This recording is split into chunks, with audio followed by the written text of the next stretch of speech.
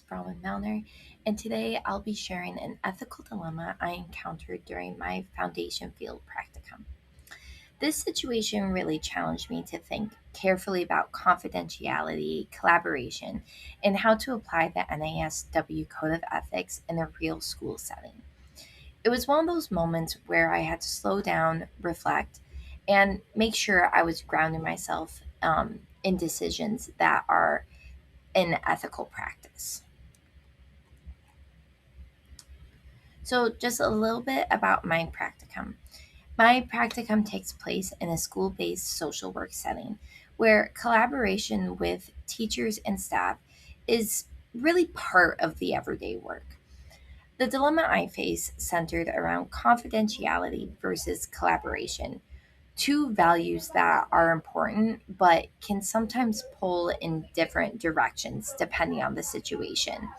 As I worked really through this dilemma, my goal was to use the NASW Code of Ethics as my guide so I could make a thoughtful and well supported decision that honored both the student and the school environment.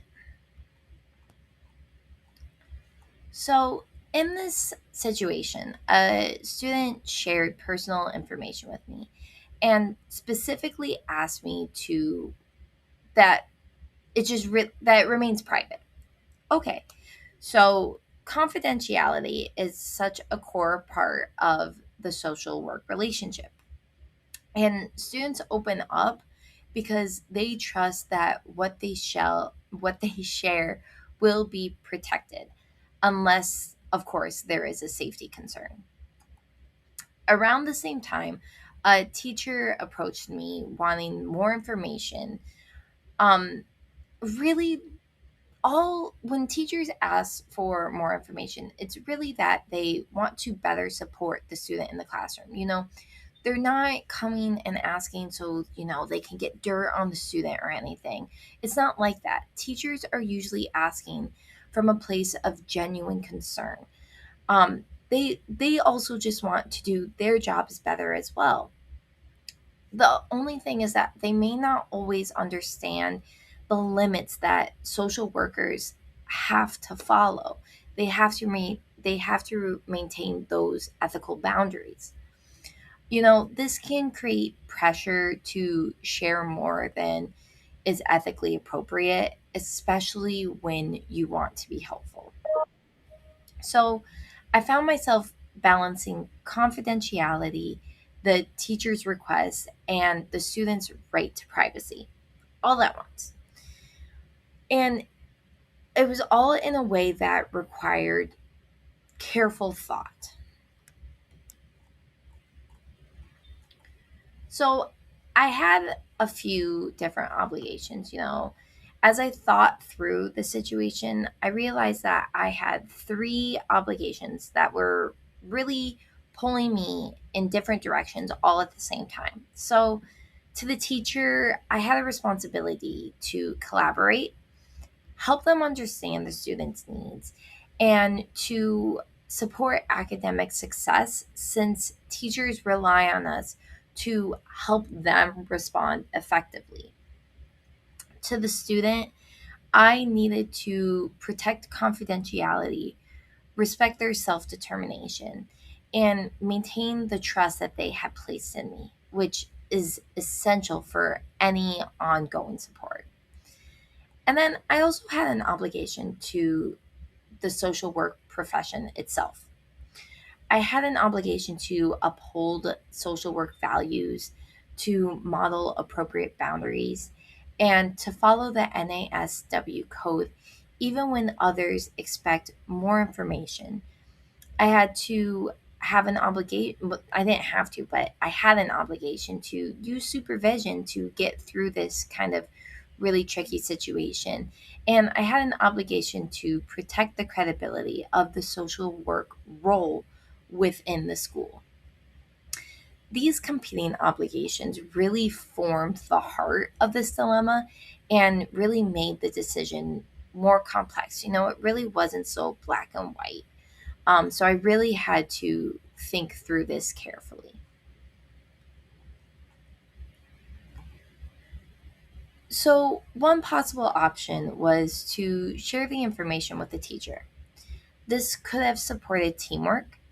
It also could have helped the teacher respond more effectively to the student's needs. If the student's not doing well within the classroom, working with the teacher and sharing this information could have helped the teacher respond more effectively.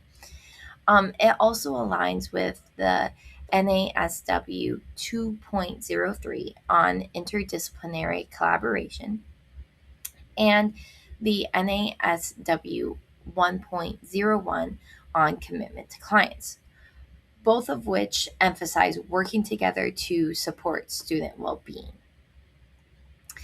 Sharing might have contributed to a more coordinated approach to supporting the student, which is often helpful in a school setting. But it also came with ethical risks, especially around confidentiality. So it really wasn't a straightforward choice. Again, it wasn't that black and white decision like we sometimes have in our work. The second option was to keep the information confidential. This protected the students' privacy and it also honored their wishes. They explicitly asked me that this information remain private. Those are really um, central to ethical social work practice. The decision to keep the information confidential, it also aligns with NASW 1.07 on confidentiality. It also aligns with 1.02 on self determination and 1.03 on informed consent. So, if I make the decision to not disclose the details, I would be upholding the student's trust and maintaining appropriate professional boundaries while still thinking. So, just because I'm not sharing the information, I can still think creatively about how to support the teacher in other ways that don't that doesn't compromise the student's privacy. So, when I went back to the NASW Code of Ethics, I noticed that both sides had ethical grounding. It wasn't just like one side had all of the supports and one decision didn't. They both really kind of had an even balance. So, collaboration is supported under 2.03 and 1.01, which is highlighting the importance of working with colleagues.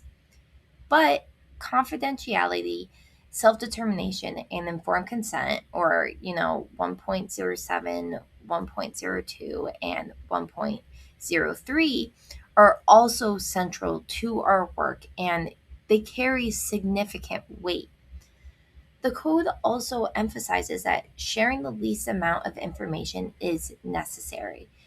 Since there is no safety concern, that guidance became kind of a key part of my decision making and helped me feel more confident about the direction that I was leaning.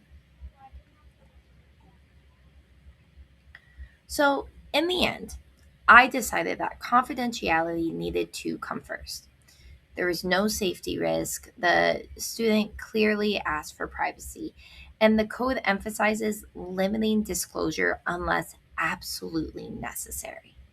So choosing confidentiality felt like the most ethical option because it protected the students' autonomy and preserved their trust. Trust is essential in any social work relationship, especially with young people who are still learning whether adults can be relied on. Sometimes they don't feel like they can trust adults. So if they find one that they can trust, it's so important to not break that relationship. So this decision protected the students' dignity and helped maintain trust in our relationship, which is something that I did not want to jeopardize. I was also still able to support the teacher by offering general strategies without crossing that ethical boundary or revealing any personal details. It also modeled ethical practice within the school and highlighted how social workers balance multiple responsibilities all at the same time. And it reinforced how valuable supervision is when navigating situations that feel unclear or complex, because having support made that decision feel much more grounded.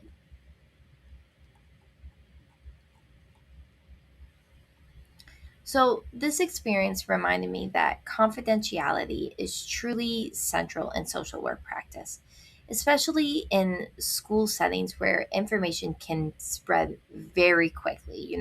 Just because us as adults, we're not in high school ourselves, it still feels like we're in high school where that information can just spread like wildfire. So, Um, this dilemma also showed me that collaboration doesn't always require sharing private details.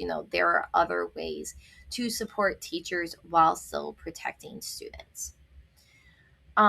Clients also really value when their wishes are respected, and that strengthens the relationship and their willingness to seek support in the future. If I broke that trust, they may not be as willing to give me information next time.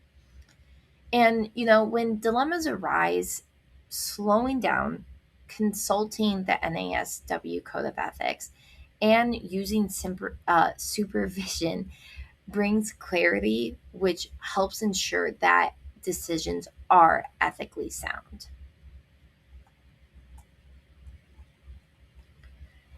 So, in conclusion, ethical decision making, it's an ongoing process. And situations like this remind me how important it is to stay grounded in the NASW Code of Ethics. The code provides structure and guidance, especially in moments of uncertainty. Protecting confidentiality really strengthens our practice and our relationships with clients. It also reinforces the trust that makes social work possible. We wouldn't be able to do the work that we do if we didn't have the trust of our clients. This dilemma also helped me grow as a developing social worker, and it highlighted the importance of using ethics, supervision, and reflections to guide my decisions moving forward. Thank you for watching. I hope you enjoyed, and thanks for listening.